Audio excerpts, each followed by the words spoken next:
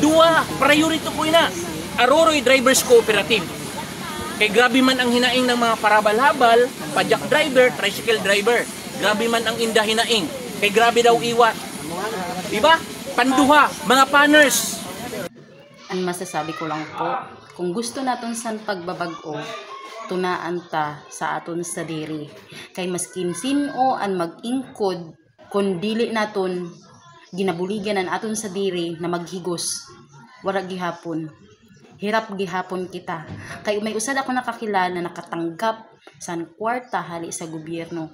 Pero grabe ang kaiwaton, pero nakuha pa iinom ang hali na kwarta sa gobyerno. Diin ka.